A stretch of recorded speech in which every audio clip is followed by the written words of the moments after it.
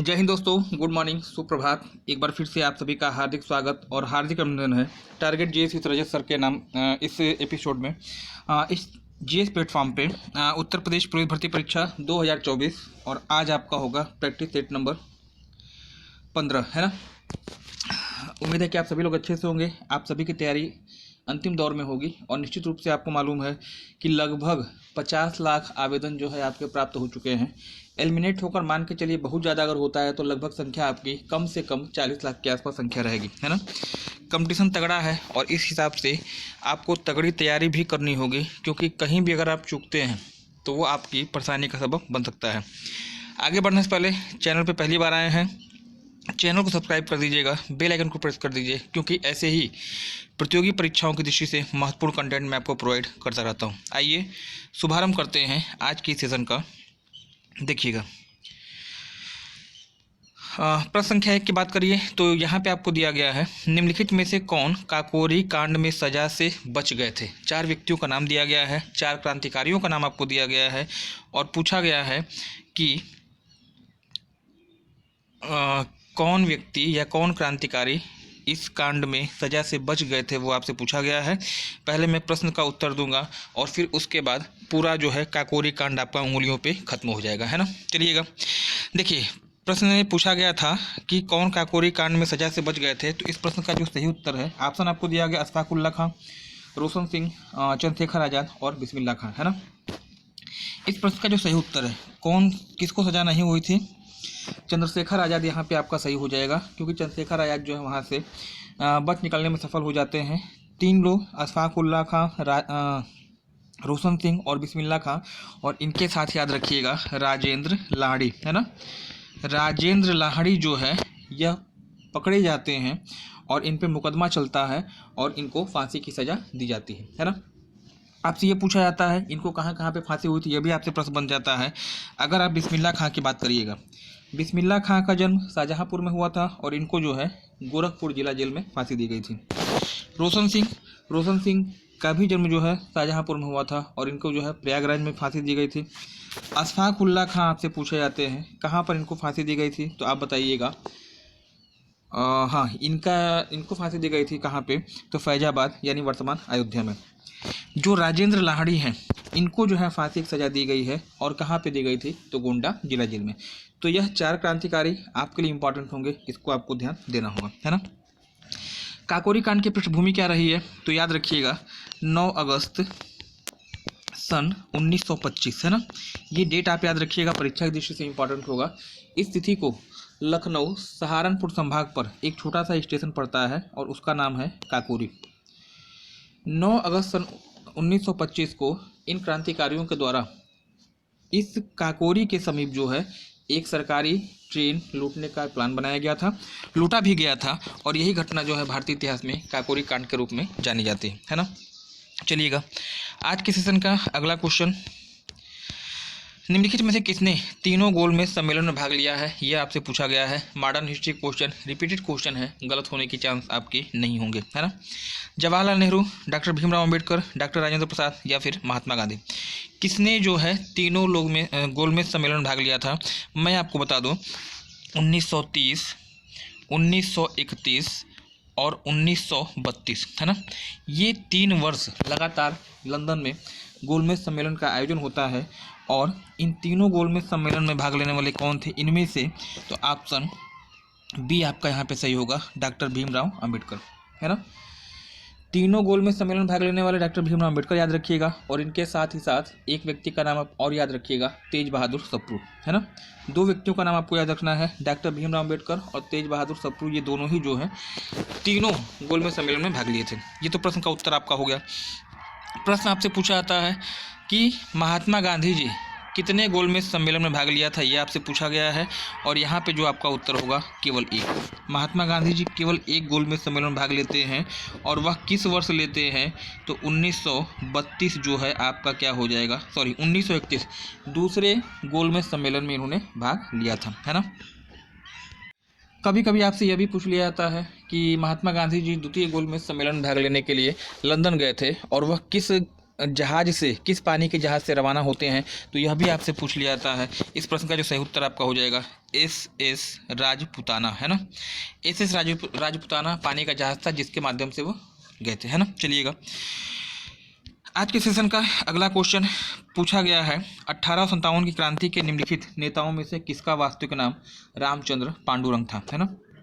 1857 की क्रांति के निम्नलिखित नेताओं में से किसका वास्तविक नाम रामचंद्र पांडुरंग था। यहाँ पे आपका दिया है कुंवर सिंह, नाना साहब, तात्या टोपे या फिर मंगल पांडे, है ना।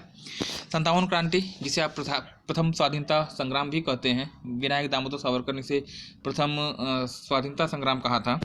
रामचंद्र पांडुरंग किसका नाम था, तो इसका जो सही उत्तर है ऑप्शन सी, तात्या टोपे, है ना। अगर नाना साहब की बात करिएगा, नाना साहब का जो वास्तविक नाम था नाना धुंधु पंथ आपका था। मंगल पांडे जो कि अग्रज थे और इन्हीं के माध्यम से जो है एक तरह से मान के चलिए कि संत क्रांति का शुभारंभ हुआ था।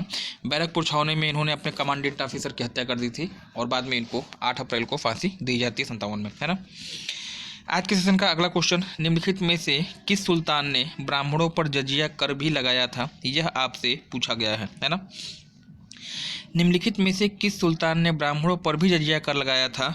बलबन दिया है, फिरोज तुगलक दिया है, अलाउद्दीन खिलजी दिया है या फिर मोहम्मद बिन तुगलक दिया है। मेडिकल हिस्ट्री से पूछा गया है क्वेश्चन और इसका जो सही उत्तर आपका होगा ब्राह्मणों पर जजिया कर लगाने वाले व्यक्ति कौन था, ऑप्शन सी आपका यहाँ पर राइट हो जाएगा, अलाउद्दीन खिलजी, है ना।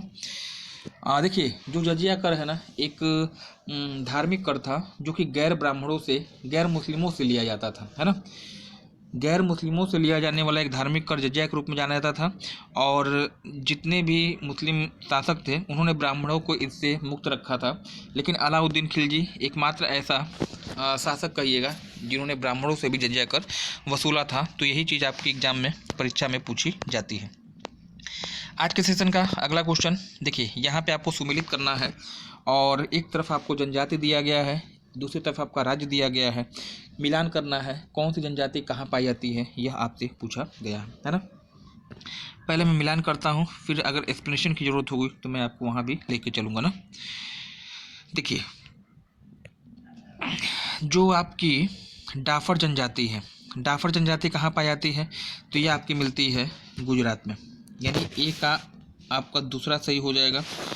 बकरवाल जनजाति लद्दाख और जम्मू कश्मीर मिलती है, जम्मू कश्मीर ऑप्शन आपको दिखाई दे रहा है, यानी बी का 1 हो जाएगा। लिप्टा जनजाति सिक्किम में है और ये आपका जो है 4 हो जाएगा। और थारू कहाँ पाई जाती है, तो उत्तर प्रदेश उत्तराखंड में, यानी आपका 3 हो जाएगा। 2 1 4 3 यह सिनेरियो आपका निकल के आ रहा है और 2 1 4 3 मतलब 21 43 और यहाँ पे ऑप्शन बी में आपको ये चीज़ दिखाई दे रही है 21 43 2 1 4 3 ऑप्शन यहाँ पे सही हो जाना चाहिए, है ना। चलिएगा, थारू जनजाति के बारे में कुछ चीज़ें मैं आपको बता दूं क्योंकि यहाँ से प्रश्न आपका हमेशा बनता रहता है। थारू जनजाति उत्तर प्रदेश में पाई जाने वाली सबसे बड़ी जनजाति है, स्पेशली तराई वाले क्षेत्र में निवास करती है। और यहाँ से जो सबसे महत्वपूर्ण प्रश्न आपका पूछा जाता है कि यह जनजाति जो है हिंदुओं के प्रसिद्ध त्यौहार दीपावली को शोक दिवस के रूप में मनाती है ना। दिवाली के दिन यह अपने पूर्वजों को याद करती है। हिंदू धर्म की ही जनजाति है, किरात वंश से संबंधित है और इसी में जो है लठमरवा भोज भी आपका प्रचलित है, याद रखिएगा, जो कि आपसे पूछा जाता है। चलिएगा, प्रश्न संख्या 6 की बात कर लीजिएगा। दक्षिण अफ्रीका से लौटने के पश्चात महात्मा गांधी जी ने अपना प्रथम सफल सत्याग्रह शुरू किया था, कहाँ से शुरू किया था, यह आपसे पूछा गया है और मुझे पूरा विश्वास है कि आप इस प्रश्न का उत्तर गलत करेंगे नहीं, है ना। दक्षिण अफ्रीका से लौटने के पश्चात महात्मा गांधी जी ने अपना पहला सफल सत्याग्रह कहाँ शुरू किया था, चौरी चौरा, बारदोली, चंपारण या फिर दांडी। इस प्रश्न का जो सही उत्तर है तो ऑप्शन सी आपका यहाँ पर राइट हो जाएगा, चंपारण सत्याग्रह। और यह कब हुआ था, तो 1917 बिहार में स्थान पड़ता है। 3 कठिया पद्धति के विरोध में इन्होंने ये आंदोलन आपका शुरू किया था। राजकुमार शुक्ल के आह्वान पर चंपारण बिहार पहुँचते हैं और वहाँ पर अंग्रेजों से संघर्ष करते हैं, है ना। बारदोली सत्याग्रह का संबंध किससे है, आप बताएंगे सरदार वल्लभ भाई पटेल से है। बारदोली के महिलाओं के द्वारा ही जो है वल्लभ भाई पटेल को सरदार की उपाधि दी गई थी। दांडी 1929 महात्मा गांधी संबंधित है, दांडी मार्च इन्होंने किया था साबरमती से दांडी तट तक। चौरी चौरा आपके लिए इंपॉर्टेंट होगा, 1922 5 फरवरी का दिन था। क्रुद्ध एवं अनियंत्रित भीड़ के द्वारा जो है गोरखपुर के चौरी चौरा नामक स्थान पर इन्होंने मतलब भीड़ ने पुलिसकर्मियों को थाने में बंद करके आग लगा दी थी और इसमें सभी पुलिसकर्मियों की मौत हो जाती है और यही घटना आपके भारतीय इतिहास में चौरी चौरा के नाम से जानी जाती है। प्रश्न आपसे पूछता है कि चौरी चौरा नाम का स्थान कहाँ पे स्थित है, किस राज्य में पूछेगा तो उत्तर प्रदेश बताइएगा और किस जिले में है तो गोरखपुर में। चलिएगा प्रश्न संख्या 7 की बात कर लीजिएगा। पेरियार वन्यजीव विहार क्षेत्र निम्नलिखित में से किस लिए फेमस है, यह आपसे पूछा गया है ना। पेरियार वन्यजीव विहार क्षेत्र किस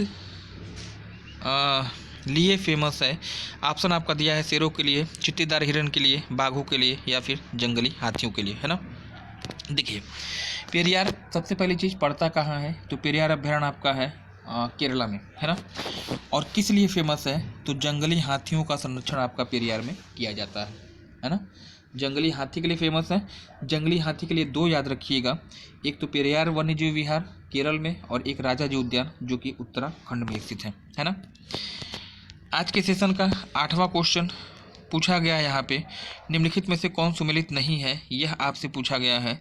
जादूगोड़ा की खान दिया है झारखंड में, बैलेडीला खान छत्तीसगढ़ में दिया है, ऐश्वर्य तेल क्षेत्र असम में दिया है और तलचर आपका दिया है उड़ीसा में, है ना। कौन सुमेलित नहीं है यह आपसे पूछा गया है, तो मैं आपको बता दूं जादूगोड़ा की खान पड़ती है झारखंड में, ये बिल्कुल सुमेलित है। किस खनिज के लिए संबंधित है आप बताएंगे, यूरेनियम। बैलेडीला की खान एशिया की सबसे बड़ी खान है, छत्तीसगढ़ में स्थित है और किस खनिज से संबंधित है तो आप बता दीजिएगा, लोहा के लिए। तलचर उड़ीसा में पड़ता है और यह कोयला के लिए फेमस है। इस प्रश्न का उत्तर सही जो होगा, कौन सुमेलित नहीं है, ऑप्शन सी मुझे बताइएगा, ऐश्वर्य तेल क्षेत्र। तेल से बहुत लोग को कन्फ्यूजन हो जाएगा, असम फेमस है ना। तो ऐश्वर्य तेल क्षेत्र के साथ मंगला शक्ति और मंगला भाग्य, ये दो तेल के कुआं आप और याद रखिएगा। मंगला शक्ति, मंगला भाग्यम और ऐश्वर्य, ये 3 क्षेत्र तेल क्षेत्र आपके कहाँ पे हैं, तो आप मुझे बताएंगे राजस्थान में, है ना कि असम में। नेक्स्ट आज के सेशन का 9वां क्वेश्चन जो आपके लिए है, यहाँ पे दिया गया है, निम्नलिखित में से पृथ्वी का सबसे समीप का तारा है। इंपॉर्टेंट क्वेश्चन है, गलत होने की संभावना नहीं रहनी चाहिए, है ना। पहले प्रश्न का उत्तर, फिर उसके बाद अन्य ऑप्शन की झन्नाटेदार व्याख्या होगी ना। निम्नलिखित में से पृथ्वी के सबसे समीप का तारा है कौन है, मैं आज ही ऑफलाइन क्लास में पढ़ा के आ रहा हूँ। सबसे समीप का तारा कौन है आप बताएंगे, सूर्य। पृथ्वी के सबसे समीप का तारा सूर्य है और कितनी दूरी है तो आप बताइएगा, 14.96 करोड़ किलोमीटर, है ना। सूर्य भी एक तारा है। अगर ऑप्शन में सूर्य न रहे तो उस कंडीशन में आपका उत्तर क्या हो जाएगा, प्रॉक्सिमा सेंटूरी, है ना। पृथ्वी के सबसे पास का तारा सूर्य और सूर्य की अनुपस्थिति में प्रॉक्सिमा सेंटूरी सबसे पास का तारा है और यह जो है पृथ्वी से 4.2 प्रकाश वर्ष की दूरी पर स्थित है ना। बात क्लियर हो रही है मेरी। सबसे पास का तारा पूछा जाए सूर्य बताइएगा, सूर्य के बाद पृथ्वी के सबसे पास का तारा प्रॉक्सिमा सेंटूरी। साइरस की बात करिएगा, सौरमंडल का सबसे चमकीला तारा है या ब्रह्मांड का सबसे चमकीला तारा है।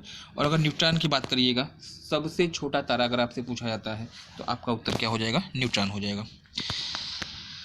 नेक्स्ट प्रश्न संख्या 10, आधा हिस्सा आपका यहाँ पे होता है कंप्लीट आज के सेशन का। 10 प्रश्न आपने सॉल्व कर लिए और इतने ही प्रश्न अभी आपके और बाकी हैं। चैनल पे आप पहली बार आए हों, चैनल को सब्सक्राइब कर लीजिएगा, बेल आइकन को प्रेस कर दीजिए, क्योंकि ऐसे ही प्रतियोगी परीक्षाओं की दृष्टि से महत्वपूर्ण कंटेंट मैं आपको प्रोवाइड करता रहता हूं। प्रश्न संख्या 10 की बात करिएगा, इंपॉर्टेंट क्वेश्चन है और हमेशा एग्जाम में पूछा जाता है। पूछा गया है, निम्नलिखित में से कौन सा अनुच्छेद अस्पृश्यता उन्मूलन से संबंधित है। छुआछूत को दंडनीय अपराध कौन सा अनुच्छेद मानता है, और इस प्रश्न का उत्तर भी आप बिल्कुल सही करेंगे।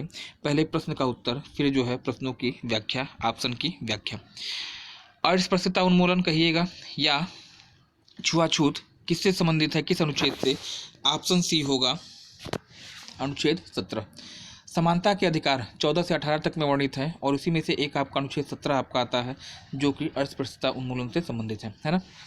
अनुच्छेद 15 की आप बात कर लीजिएगा तो 15 में धर्म, मूल वंश, लिंग, जाति के आधार पर भेदभाव का निषेध किया जाता है। अनुच्छेद 16 क्या कहता है, अनुच्छेद 16 यह कहता है कि सरकारी सेवाओं में समान अवसर की समानता की बात करता है अनुच्छेद 16। अनुच्छेद 17 मैंने आपको बता ही दिया है, छुआछूत को दंडनीय अपराध माना गया है। और अनुच्छेद 18 की आप बात कर लीजिएगा तो उपाधियों का अंत आपका 18 से रिलेटेड होगा। आज के सेशन का 11वां क्वेश्चन यहाँ पे आपसे पूछा गया है, संविधान से लिया गया क्वेश्चन यह भी आपका होगा। निम्नलिखित में से किस अनुच्छेद के तहत सिख समुदाय के व्यक्ति अपने साथ कृपाण रखने की सुविधा दी गई है ना? किस अनुच्छेद के तहत सिख समुदाय के व्यक्तियों को अपने साथ तलवार रखने की सुविधा दी गई है? अनुच्छेद 27, अनुच्छेद 26, अनुच्छेद 25 या फिर अनुच्छेद 28, है ना? आपने पढ़ा है, अच्छे से पढ़ा है, धार्मिक स्वतंत्रता का अधिकार अनुच्छेद 25 से लेके 28 तक, है ना? और 25 आपका यह कहता है कि भारत में निवास करने वाले प्रत्येक व्यक्ति को उसे अपनी इच्छा अनुसार धर्म ग्रहण करने तथा उसके अनुसार आचरण करने की स्वतंत्रता दी जाती है अनुच्छेद 25 के अनुसार। तो यहाँ पे सही आपका उत्तर क्या हो जाएगा? अनुच्छेद 25, है ना? 28 में धार्मिक प्रबंध की बात कही जाती है ना? चलिएगा, आज के सेशन का 12वां क्वेश्चन आपके लिए है। भारतीय राष्ट्रीय कांग्रेस का एकमात्र अधिवेशन जिसे महात्मा गांधी जी के द्वारा संबोधित किया गया था, या ऐसे कर लीजिए, भारतीय राष्ट्रीय कांग्रेस का एकमात्र अधिवेशन जिसकी अध्यक्षता महात्मा गांधी जी के द्वारा की गई थी, वह आपसे पूछा गया है। पहले प्रश्न का उत्तर, और इन चारों ही ऑप्शन से आपके प्रश्न बनते हैं, इसमें कोई दो राय नहीं है ना? महात्मा गांधी जी केवल एक बार थे, एक बार भारतीय राष्ट्रीय कांग्रेस के अध्यक्ष बने थे, और वह कहाँ बने थे? तो कर्नाटक के बेलगांव अधिवेशन में, है ना? और यह अधिवेशन आपका कब होता है? आप बताएंगे 1924। 1924 के बेलगांव अधिवेशन में महात्मा गांधी जी ने अध्यक्षता की थी। इसके पहले या इसके बाद कभी भी ये अध्यक्ष नहीं बने। ये तो बात हुई क्लियर। वाराणसी की बात करिएगा, वाराणसी अधिवेशन आपका हुआ था 1905। 1905 में आपका वाराणसी अधिवेशन होता है, और इसकी अध्यक्षता महात्मा गांधी जी के राजनीतिक गुरु गोपाल कृष्ण गोखले के द्वारा की गई थी। इंपॉर्टेंट है, पूछा जाता है। सूरत अधिवेशन मोस्ट इंपॉर्टेंट आपका होगा, 1907 में आयोजित होता है, और कहाँ पे होता है? सूरत में, गुजरात में। और इसी अधिवेशन में भारतीय राष्ट्रीय कांग्रेस का विभाजन नरम पंथ और गर्म पंथ में हो जाता है। कई बार एग्जाम में पूछा गया, इसको आपको ध्यान रखिएगा। और इसकी अध्यक्षता कौन किए थे? तो रास बिहारी घोष किए थे, है ना? हरिपुरा मोस्ट इंपॉर्टेंट होगा, 1938 में आपका हरिपुरा अधिवेशन का आयोजन होता है। इसकी अध्यक्षता किसने की थी? नेताजी सुभाष चंद्र बोस के द्वारा की गई थी। तो यह 4 अधिवेशन, झन्नाटेदार व्याख्या, निश्चित रूप से आपका इस ऑप्शन से प्रश्न बनने वाला है। फिलहाल प्रश्न का उत्तर, गांधी जी ने किस अधिवेशन को संबोधित किया था? उत्तर आपका बेलगांव कर्नाटक हो जाएगा, है ना? आज के सेशन का 13वां क्वेश्चन, उत्तर प्रदेश में बारिश के मौसम में निम्नलिखित में से कौन से गीत गाए जाते हैं? इंपॉर्टेंट है क्वेश्चन, लोक कला संस्कृति संबंधित है यूपी के संबंध में, और इसका भी उत्तर आप गलत नहीं करने वाले हैं। उत्तर प्रदेश में बारिश के मौसम में निम्नलिखित में से कौन से गीत गाए जाते हैं? बिरहा दिया है, रसिया दिया है, चैती दिया है, या फिर कजरी दिया है ना? सावन के समय कजरी का गायन होता है, और कजरी कहाँ पे आपका है?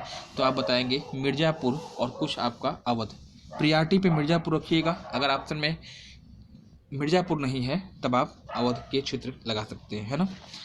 बिरहा की बात करिए, बिरहा कहाँ गाया जाता है? तो पूर्वांचल क्षेत्र में, स्पेशली वाराणसी हो गया, गाजीपुर, बलिया, मऊ, है ना, इन जिलों में। रसिया पश्चिमी उत्तर प्रदेश यानी ब्रजभूमि क्षेत्र में, और चैती आप कमेंट सेक्शन में कमेंट करके मुझे बताइएगा। आज के सेशन का 14वां क्वेश्चन इंपॉर्टेंट क्वेश्चन है, पूछा गया क्वेश्चन है। निम्नलिखित में से किस सूफी संत के सालाना उर्स पर बाराबंकी में देवा मेला का आयोजन किया जाता है ना? किस सूफी संत के सालाना उर्स पर बाराबंकी में देवा मेला का आयोजन किया जाता है? निजामुद्दीन औलिया दिया है, वारिस अली शाह दिया है, मोइनुद्दीन चिश्ती दिया है, और सलीम चिश्ती दिया है। वारिस अली पाक मेला कहिए या देवा शरीफ मेला कहिए, बाराबंकी में लगता है। दरगाह कौन सी है? उत्तर आपका हो जाएगा ऑप्शन बी, यानी वारिस अली पाक मेला, है ना? इसके बाद प्रश्न संख्या 15 की आप बात करिएगा। निम्नलिखित में से किस क्रिकेट टीम ने विश्व कप 2023 में प्रतिभाग नहीं किया था? मुझे पता नहीं क्यों लग रहा है ना कि वर्ल्ड कप क्रिकेट से एक क्वेश्चन आपका रहना चाहिए, है ना? आपके पन्ने में कहीं ना कहीं एक पेपर में आपको मिल जाएगा ये प्रश्न, विश्व कप के संबंध में कोई ना कोई क्वेश्चन आपको मिल जाएगा। फिलहाल पूछा ये गया है कौन सी टीमें जो हैं 2023 के क्रिकेट विश्व कप में पार्टिसिपेट नहीं की थी? वेस्ट इंडीज़ है, आयरलैंड है, जिम्बाब्वे है, या फिर उपरोक्त सभी। तो जहाँ तक मेरी स्मृति है, मुझे जहाँ तक याद है, ना तो इसमें वेस्ट इंडीज़ ही खेला था, ना तो आपने आयरलैंड इसमें खेला था, ना जिम्बाब्वे खेला था। यानी इस प्रश्न का जो सही उत्तर आपका होने जा रहा है ऑप्शन डी होने जा रहा है। तीनों ही टीमें इसमें पार्टिसिपेट नहीं की थी, है ना। आज के सेशन का 16वां क्वेश्चन, जनगणना 2011 के अनुसार उत्तर प्रदेश में अनुसूचित जनजाति की जनसंख्या का प्रतिशत है। शेड्यूल ट्राइब का परसेंटेज आपसे पूछा गया है, कितना है 2011 के आंकड़ों के आधार पर। जनगणना का टॉपिक भी महत्वपूर्ण होगा, एक क्वेश्चन आपको यहाँ से भी मिलना चाहिए, है ना। 1.57 दिया है, 3.47 दिया है, 0.57 दिया है और 0.9% दिया है। इस प्रश्न का जो सही उत्तर होगा ना, ऑप्शन सी, कितने परसेंट आपके यहाँ पाए जाते हैं शेड्यूल ट्राइब, यानी जनजातियाँ कितनी पाई जाती हैं यूपी की जनसंख्या का 0.57%। किस जिले में सबसे अधिक है, आप सोनभद्र बताइएगा। सर्वाधिक जनजातियाँ सोनभद्र में और सबसे कम जनजाति बागपत में, है ना। अगर हम शेड्यूल कास्ट की बात करें, अनुसूचित जनजाति के बारे में बात करें तो 20.68% आपका जो है शेड्यूल कास्ट यानी अनुसूचित जाति का परसेंटेज है। सबसे अधिक सीतापुर में और सबसे कम आपका बागपत में। ये तो आपका डाटा रहेगा, आना चाहिए। एक क्वेश्चन आपका चाहे शेड्यूल कास्ट से चाहे शेड्यूल ट्राइब से आपको आएगा, है ना। आज के सेशन का जो आपका है यहाँ पे 17वां क्वेश्चन है, निम्नलिखित में से सर्वाधिक देशों से होकर प्रवाहित होने वाली नदी है। कौन सी नदी सबसे अधिक देश से होकर प्रवाहित होती है, यह आपसे पूछा गया है। नील नदी, अमेजन नदी, ब्रह्मपुत्र नदी या फिर डेन्यूब नदी। पहले प्रश्न का उत्तर और उसके बाद प्रश्न की झन्नाटेदार व्याख्या, है ना। सर्वाधिक देशों को टच करने वाली नदी कौन सी है, आप बताएंगे। यूरोप महाद्वीप में प्रवाहित होने वाली डेन्यूब, है ना। यूरोप महाद्वीप में प्रवाहित होने वाली डेन्यूब नदी जो निकलती है ब्लैक फॉरेस्ट से और कहाँ गिरती है, काला सागर में। इस देश के किनारे लगभग मान के चलिएगा यह नदी कितने देशों से गुजरती है, तो आप बताइएगा 10 देशों से गुजरती है और लगभग 6 ऐसी राजधानियां हैं जो कि इसी डेन्यूब के किनारे पर स्थित है। ये तो डेन्यूब की बात हो गई। प्रश्न का उत्तर, अगर आप नील नदी की बात करिएगा तो नील नदी निकलती कहाँ से है, आप कहेंगे विक्टोरिया झील से। उत्तर की ओर प्रवाहित होगी, भूमध्य सागर में गिरेगी, अफ्रीका महाद्वीप में बहती है, विश्व की सबसे लंबी नदी है ना। अमेजन नदी दक्षिण अमेरिका महाद्वीप में बहती है, निकलती है लेगो वेलफेरो ग्लेशियर से निकलेगी, इंडीज पर्वत से निकलती है, पूर्व की ओर प्रवाहित होती है और कहाँ पे गिर जाती है, अटलांटिक महासागर में। विश्व की सबसे चौड़ी है। ब्रह्मपुत्र नदी जो है तिब्बत में स्थित आंगसी ग्लेशियर से निकलती है और तिब्बत, भारत और बांग्लादेश से होकर बंगाल की खाड़ी में, मतलब गंगा में मिलेगी और गंगा आपकी बंगाल की खाड़ी में गिर जाएगी। एशिया की सबसे चौड़ी नदी है ना। फिलहाल प्रश्न का जो सही उत्तर आपका है, सर्वाधिक देशों को स्पर्श करने वाली नदी कौन सी है, आप बताइएगा डेन्यूब, है ना। आज के सेशन का 18वां क्वेश्चन है आप लोग के लिए, सोना कल्याण किस फसल की प्रजाति है, यह आपसे पूछा गया है। इंपॉर्टेंट है, एग्रीकल्चर संबंधी क्वेश्चन है। सरसों की, धान की, गेहूं की या फिर मक्का की, है ना। देखिए सोना कल्याण किसकी प्रजाति है, ऑप्शन सी आपका यहाँ पे राइट है ना। आप मुझे कमेंट सेक्शन में एक मुझे बताइएगा, पीताम्बरी, है ना, इम्पॉर्टेंट है, एग्जाम में पूछा गया है। पीताम्बरी जो है वह ऑप्शन सेम है, इन्हीं में से कोई ऑप्शन है। पीताम्बरी किसकी प्रजाति है, कमेंट सेक्शन में कमेंट करिएगा। फिलहाल प्रश्न का उत्तर सोना कल्याण किसकी प्रजाति है, आप बताइएगा गेहूं की। आज के सेशन का 19वां क्वेश्चन, केंद्रीय केला अनुसंधान संस्थान स्थित है, कहाँ पर स्थित है, नई दिल्ली में, त्रिची केरल में, बालासोर उड़ीसा में या नागपट्टनम तमिलनाडु में। कहाँ पर स्थित है, तो इस प्रश्न का सही उत्तर है केला अनुसंधान केंद्र, आपका ऑप्शन बी, त्रिची और केरल में इसकी लोकेशन होगी। आज के सेशन का अंतिम क्वेश्चन 20वां क्वेश्चन है, क्यों लड़की, है ना, क्यों लड़की के लेखक कौन है। ऐसे एक दो किताबें आपको मिल जाएंगी जो आपके लिए, जो आपकी नज़रों से नहीं गुजरी हैं, आगे पीछे कुछ इसका होगा नहीं, सिंपल सा वन लाइनर, इसको नोट कर लीजिएगा। क्यों लड़की किसकी रचना है, महाश्वेता देवी, रस्किन बॉन्ड, एंडी बेटन या फिर ऑलिया फ्रेसर। तो इस प्रश्न का जो सही उत्तर है, यह जो क्यों लड़की है यह किसकी रचना है, ऑप्शन ए यहाँ पे आपका हो जाएगा महाश्वेता देवी, है ना। तो ये रहा 20 महत्वपूर्ण प्रश्न, बेहतरीन सेशन आप लोग के लिए। उम्मीद है कि आपको पसंद आया होगा।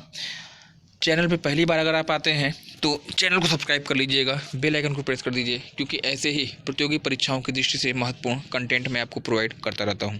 तो आज के लिए फिलहाल इतना ही। अगले दिन पुनः 6 बजे आपसे मुलाकात होगी। धन्यवाद। Thanks for joining me.